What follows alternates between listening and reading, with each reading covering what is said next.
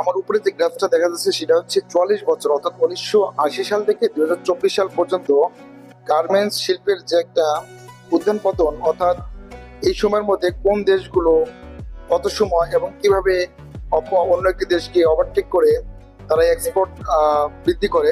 So সেই আমরা গ্রাফসের মাধ্যমে সেই বিষয়গুলো দেখবো।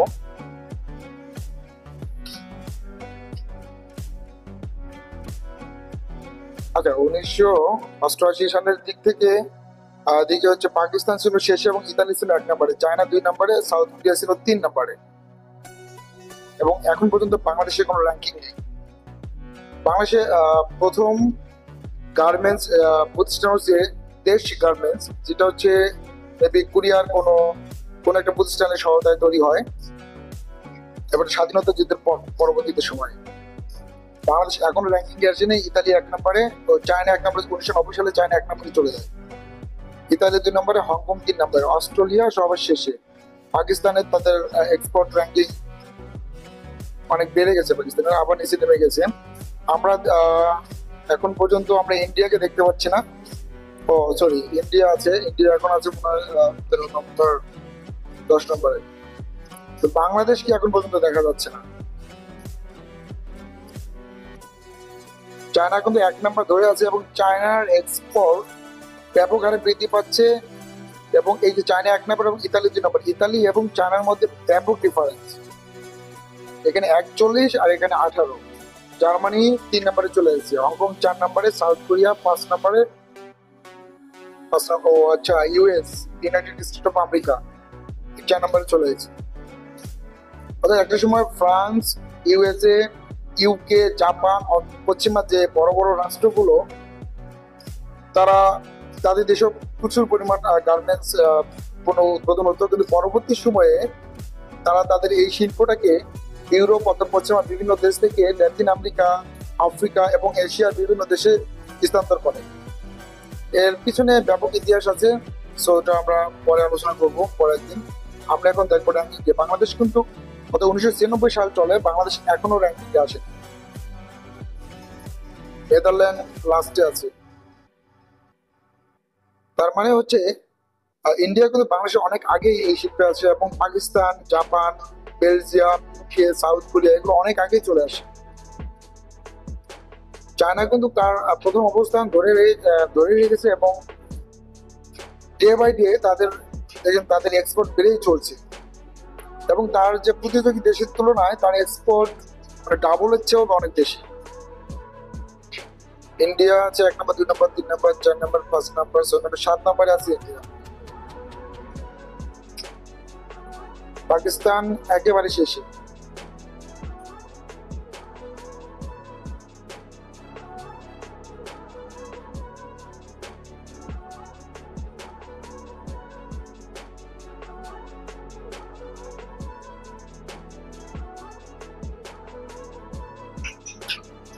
পাকিস্তান এখন শেষে এবং চায়না মানে বেড়েই চলছে, অর্থাৎ চায়না এখন 69, ইতালি 2 নম্বরে। ইতালির চেয়ে 3 গুণেরও বেশি চায়না এক্সপোর্ট, মানে চায়নার এক্সপোর্ট বৃদ্ধি পেয়েছে।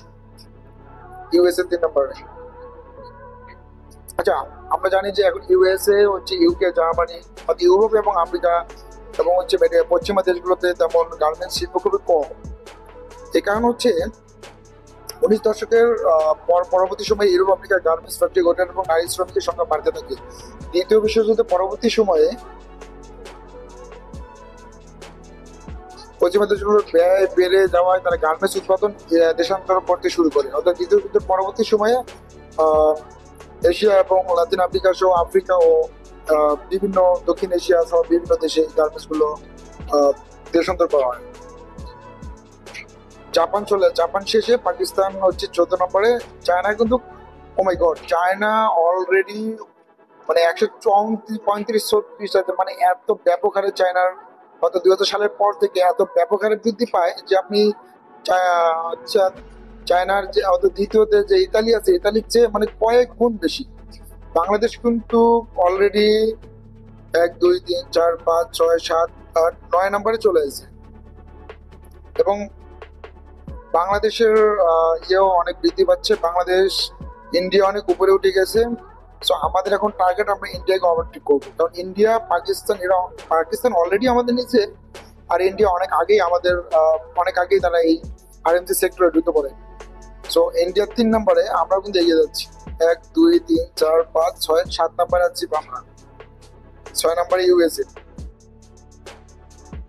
মানে চায়নাকে 15 আটকানো যাচ্ছে। চায়না মানে জাস্ট মানে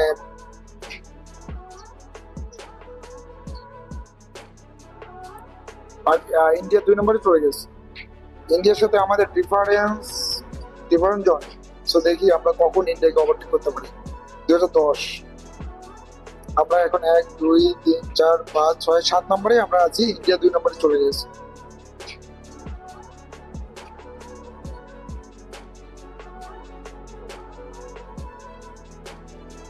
আমরা 1 2 3 4 5 6 নম্বরে চলে গেছি, ইন্ডিয়া 2 নম্বরে আছে। এবং চায়না তো মানে ফাটাই দিচ্ছে, 200 ক্রোস চায়না। 5 নম্বর আমরা চলে গেছি। 2012-র পর থেকে বাংলাদেশের এক্সপোর্ট অনেক, আরএমজি এক্সপোর্ট অনেক অনেক বেশি বাড়তে শুরু করে। ও মাই গড, আমরা 4 নম্বরে চলে গেছি, অর্থাৎ আমাদের উপরে ইতালি, তারপরে ইন্ডিয়া। এখন আমরা ইন্ডিয়াকে ওভারটেক করবো। আমরা দেখি আমরা কত সালে ইন্ডিয়ান এক্সপোর্টকে ওভারটেক করে যাই আরএমজি সেক্টরে।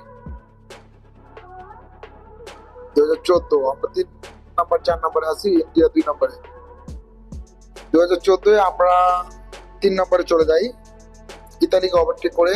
এখন আমাদের সামনে ইন্ডিয়া, আর একটু ইন্ডিয়ার সাথে তো আমরা আমরা অলমোস্ট কাছাকাছি। ইন্ডিয়ার কমতেছে, আমাদের বাড়তেছে। ও মাই গড, 2015-তে আমরা সর্বপ্রথম ইন্ডিয়াকে ওভারটেক করে আরএমজি সেক্টরে এক্সপোর্টে 2 নম্বরে চলে যায়। ভিয়েতনাম আমাদের এই যে কম্পিটিটর হচ্ছে, আমাদের মেইন কম্পিটিটর হচ্ছে ভিয়েতনাম।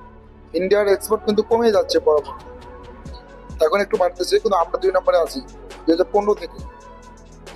ভিয়েতনাম এবং আমরা অলমোস্ট কাছাকাছি। তো আমরা 2 নম্বরে ছিলাম 15, 16, 17, 18।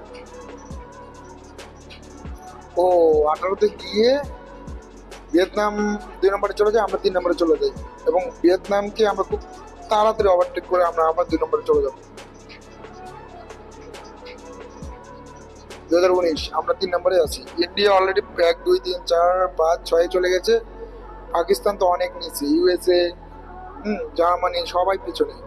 ও 2020 সালে এবং আমরা আবার ভিয়েতনামকে ওভারটেক করে 2 নম্বরে চলে যাই। এবং চায়নার কথা এখানে মানে বলার দরকারই নেই, কারণ চায়না আমাদের চেয়ে 4-5 গুণ বেশি। এবং ভিয়েতনামের সাথে আমরা কিন্তু মানে খুবই মানে ক্লোজ সবসময়।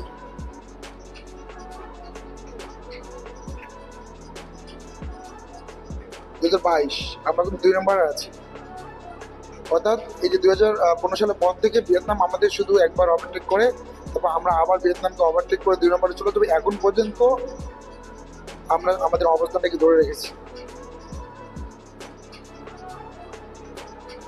সো দর্শক, এই ছিল আমাদের আজকের ভিডিওটি ভালো লাগলে অবশ্যই আমার চ্যানেলটিকে সাবস্ক্রাইব করবেন আর নতুন নতুন ইনফরমেটিভ ভিডিও পেতে।